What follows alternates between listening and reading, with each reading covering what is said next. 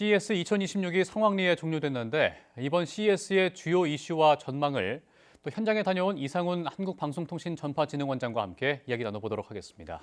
어서 오십시오. 네, 안녕하십니까. 예, 원장님 이번에 CES 2026이 종료가 됐는데 현대차 그룹의 아틀라스 등 피지컬 AI가 큰 주목을 받았습니다. 어떻게 보셨습니까? 네, 맞습니다. 확실히 이 로봇 형태의 이 피지컬 AI가 일단 사람들에게 크게 어필하는 부분이 있죠. 그리고 예. 이들의 작동 능력이, 기능이 대단하다는 걸 또 보여줬죠. 그래서 많은 분들이 여기에 관심을 가질 수밖에 없었고요. 하지만 160국에서 약 4,200개의 기업이 참가한 전시회이기 때문에 정말 다양한 분야에서 또 여러 가지로 볼 게 많았다고 얘기할 수 있겠습니다. 예컨대 CS 혁신 수상 작품들의 이 카테고리별로 보면은 그 흐름을 좀 정확하게 알 수 있는데요. 우선 AI 카테고리가 46개 상을 수상을 했고요. 또 전통적으로 많았던 분야인 디지털 헬스케어가 41개, 스마트홈이 31개가 있었습니다. 그리고 또 이제 비클테크, 어드밴스드 모빌리티가 27건, 그리고 또 이제 이번에 새롭게 올라온 그 지속 가능성과 에너지 트랜지션이 25건 이렇게 있었고요. 그다음에 한동안 조금 덜 주목을 받았던 잊혀질 뻔했던 이 가상 공간 그리고 공간 컴퓨팅 분야에서도 12건이 이제 수상이 있었습니다. 피지컬 AI 로보틱스가 실제 관심 많이 받았지만은 상은 한 17개 정도 받았는데 예. 사실 이것은 이 피지컬 AI가 하드웨어, 소프트웨어 모두가 결합된 그런 기술이기 때문에 사실 난이도가 굉장히 높다고 볼 수 있죠. 예. 그렇기 때문에 17개인데 앞으로는 더 많은 수상작이 나오지 않을까 생각을 하고 있습니다. 네. 예.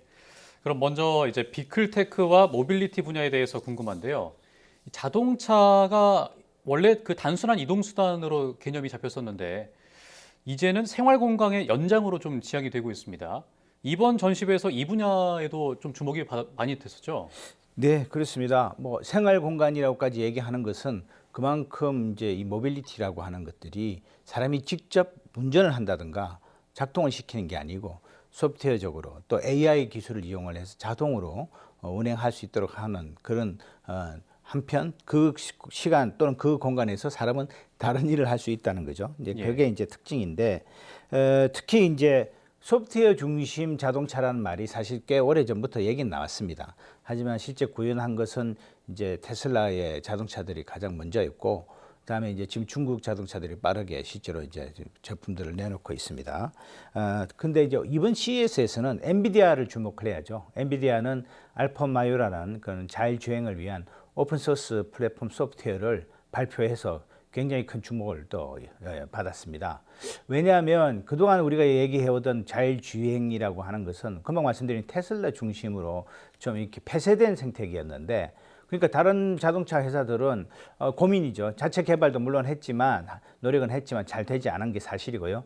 하지만 이번에 엔비디아에서 발표한 이 알파마요로 만약에 이렇게 탑재를 한다면 자율주행을 좀 더 쉽게 자동차 제조사들이 구현할 수 있지 않을까 하는 이런 기대가 많이 또 생겼습니다. 그래서 이번 그 제조사들이 어떤 그런 변화가 앞으로 아까 말씀드린 소프트웨어 자동차를 더 빨리 이제 구현하게 될 것이다. 이렇게 말씀드리고 싶고요. 또 하나 눈에 확 띄는 게 뭐였냐면은 전고체 배터리입니다. 전고체 배터리는 우리나라를 비롯해서 일본, 중국이 굉장히 서로 앞다퉈서 개발을 해오던 배터리인데요. 사실 뜻밖의 이제 핀란드의 회사인 그 버지 모터사이클이라는 이제 전기 모터사이클 회사가 있는데요. 이 회사가 이제 자기네 자매 기술 회사인 도너랩에서 개발한 전고체 배터리를 실제 양산 모델에 탑재를 했습니다. 근데 이 전고체 배터리의 그 강점을 모두 다 담고 있어요. 그래서 굉장히 많은 사람들이 이목을 끌었거든요. 예컨대 전고체 배터리는 굉장히 에너지 밀도가 높아서 길게 가고요. 충전 시간이 또 굉장히 짧습니다. 그리고 또 극한 상황에서도 열폭주, 폭발 이런 위험성이 아주 현저하게 낮기 때문에 굉장히 이제 꿈의 배터리다 이렇게 했는데 이게 지금 생각보다 이렇게 빨리 나올 줄은 아무도 사실상 기대를 못했습니다. 그래서 굉장히 이제 충전 문제, 충전 불편 안전 문제를 한꺼번에 해결할 수 있는 굉장히 시금석이 되는 그런 기술이었다 해서 또 마찬가지로 많이 또 회자가 됐습니다. 예. 정말 혁신적인 기술들이 많이 소개가 됐던 것 같은데 이번에 또 새롭게 조명된 에너지 트랜지션 부분도 한번 짚어볼 필요가 있을 것 같습니다. 네. AI가 좀 발전할수록 이 전력 소모가 사실 엄청나잖아요. 그래서 이 문제를 해결할 혁신적인 기술을 또 선보였다고 하더라고요. 설명을 한번 부탁드립니다. 예, AI 데이터 센터를 짓는다고 막 굉장히 이제 그 경쟁적으로 많은 투자를 했는데 사실 이 전력 문제가 너무 심각하다는 것을 또 많은 사람들이 동시에 깨닫게 됐죠. 그래서 이제 현재는 미국 정부도 심지어 트럼프 대통령도 AI 기업들 보고 당신들이 전력 문제 직접 해결해라라고까지 지금 얘기하고 있지 않습니까? 예. 그래서 이 AI 기업들, 글로벌 빅테크들이 전전긍긍하고 있는 그런 상황입니다. 그러다 보니까 이 전력 소모를 어떻게 하면 좀 줄일까? 어떻게 하면 새로운 에너지원을 효율적으로 연결해서 쓸까? 이게 고민이죠. 이 분야에서 좀 볼만한 기업은 일본의 파나소닉인데요. 이 파나소닉은 이 액체 냉각 펌프를 상당히 이렇게 높은 수준의 그러니까 그 액체 냉각 펌프 기술을 개발했고요. 또 냉매가 중요한데 새로운 또 냉매를 또 선보였습니다. 그래서 이 전력 소비 데이터 센터의 전력 소비의 상당 부분이 이 냉각시키는 것인데 이 분야에서 굉장한 그 효율성을 좀 이렇게 보여줬다 이렇게 평가를 받고 있고요. 한편 이제 우리나라도 이제 얘기 안 할 수가 없는 게 우리 한국전력이 또 상당한 기술을 보유하고 있는 기업이거든요. 그래서 한전 같은 경우에 이제 5개 부분에서 상까지도 혁신상을 받았습니다. 지금 한전이 이제 제시한 그 AI 기반 광학 진단 시스템 그리고 이제 차세대 배전 관리 시스템 이런 것들은 전력망을 흔히 이제 그리드라고 하는데요. 이걸 실시간으로 감지하고 전력 분배를 아주 최적화해서 이렇게 분배함으로써 그 AI가 요구하는 그런 엄청난 전력량을 사실상 문제없게 안정적으로 이제 공급할 수 있는 그런 스마트 그리드를 좀 구현했다. 그리고 그런 표전을 좀 제시했다는 데서 또 눈여겨 볼 만했습니다. 예. 이 CES가 원래 전통적으로 보면 이게 기술 가전 전시회잖아요. 그래서 가전자가 들어가니까 좀 가전쇼인 스마트홈이었지 않았나 싶은데 실질적으로 좀 AI가 들어오면서 많은 변화가 있었다고 하더라고요. 네, 맞습니다. 지금 AI가 뭐 모든 분야에서 굉장히 많은 혁신을 일으키고 있는데요. 가전 분야, 스마트홈이라고 그러죠. 요즘은 스마트홈에서도 깜짝 놀랄 만한 기술들이 나왔습니다. 근데 이게 이제 주로 중국의 가전 회사들이에요. 그래서 상당히 또 이건 우리에게는 좀 긴장할 수밖에 없는 상황인데요. 우선 뭐 한국에도 많이 팔리고 있는 로보락이라는 회사의 이 전기 청소기가 있고요. 예. 근데 이 전기 청소기가 사실은 평면에서만 움직이지 않습니까? 바퀴로 굴러다니니까. 예. 근데 이번에 보인 건 계단을 이동해요. 아, 그러니까 이제는 1층에서 2층으로 올라가서 계단도 청소하고 2층도 청소하는 뭐 이런 자율주행 기술을 선보인 거죠. 사실 깜짝 놀랄 만한 그런 기술이었습니다. 그리고 또 이제 또 다른 그 청소기 브랜드로 이렇게 드림이라는 회사가 있는데요. 이 회사는 청소기에서 이제 나아가서 가정에서 홈에서의 모든 상황을 인지하고 그에 대해서 반응하고 또 해야 할 일을 스스로 다 해내는 그런 전방위적인 홈 시스템을 만들었습니다. 그리고 이 청소기에 로봇팔이 탑재가 되어 있어요. 그래서 물건을 치우고 정리하고 이런 기능까지 있어가지고 이 가사 노동 시간을 정말로 획기적으로 단축하는 그런 제품으로 평가를 받았습니다. 그리고 또 특히 이제 드림이니까 놀라운 게 이게 지금 이 세탁기, 냉장고, 에어컨, 또 주방 가전, 헬스케어 등 모든 분야에서 다 연결되는 그런 아주 지능이 높은 스마트 홈 솔루션을 선보였다는 게 특히 인상적이었습니다. 예. 방금 말씀해 주신 대로 로보락이나 드림이가 사실 중국 기업들인데 이번 CES에 사실 중국 이야기를 빼놓을 수가 없을 것 같습니다. 특히 올해 이 중국 기업들이 엄청나게 약진을 했다고 하는데 어떻게 생각하시는지도 궁금합니다. 네, 뭐 우선 규모로 보면 바로 알 수 있을 것 같습니다. 이제 미국에서 열렸기 때문에 미국 기업이 제일 많죠. 1,476개. 그리고 중국 942개, 한국이 853개로 중국이 이제 두 번째 규모를 참여했고요. 사실 그동안 중국은 뭐 정치적 문제 이런 문제로 많이 참가를 안 했는데 이번에 많이 왔습니다.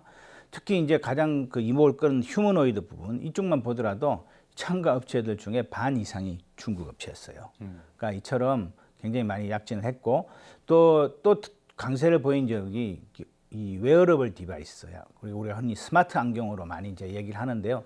이 분야에서 뭐 중국 업체인 엑스리얼이나 뭐 TCL 같은 기업들이 아주 초경량이지만 또 AI 기능이 탑재된, 그래서 자동 번역을 한다든가 음성과 영상을 인지해서 실질적으로 사용하기 쉽게 만든 그런 제품들을 선보였습니다.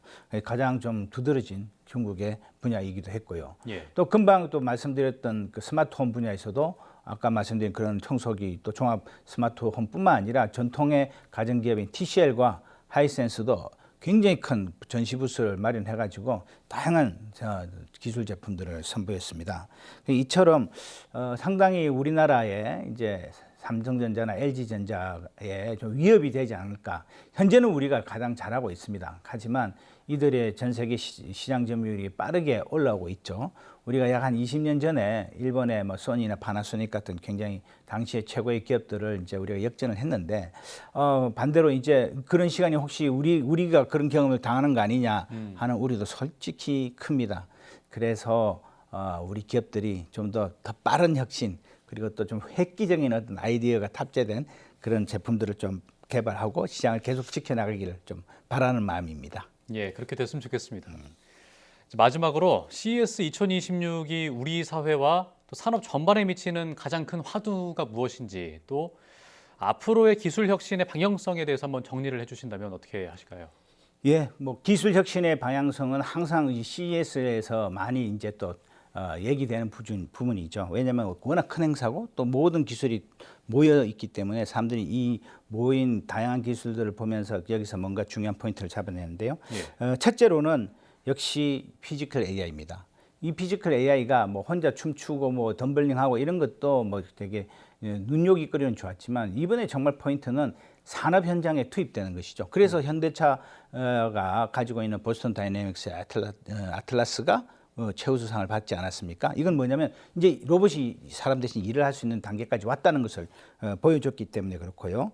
다음에 두 번째로는 그 에이전틱 소프트웨어가 실제로 크게 이제 빠르게 확장될 거다. 그러니까 이제는 뭐 분야나 기기의 종류에 상관없이, 그것이 자동차가 됐든 뭐 집에 있는 가전이 됐든 뭐 모든 종류의 기기에 이 에이전틱 소프트웨어가 이제 실림을 해서 이 기기들이 다 스마트화 될 거다, 다 지능화가 될 것이다.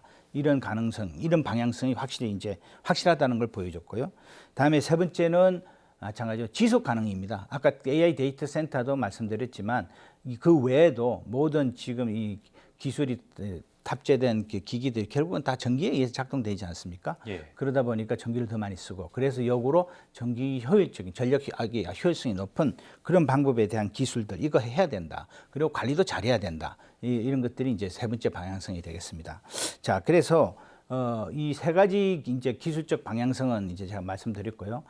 이제 종합적으로 한번 말씀드리면은, 그런데 이렇게 나온 세 가지 주요 기술 방향성 외에 또 다른 다양한 기술들도 가는 방향이 하나 있습니다. 공통의 방향이. 그게 뭐냐면, 이제는 이 기술들이 우리 지금 실험적이고 우리 이거 개발할 겁니다. 이게 이제 실험 제품입니다. 이게 아니고 이미 실행이 되고 있는 기술이에요. 예. 그리고 이 기술에 또 책임을 묻고 있습니다. 안정성이라든가.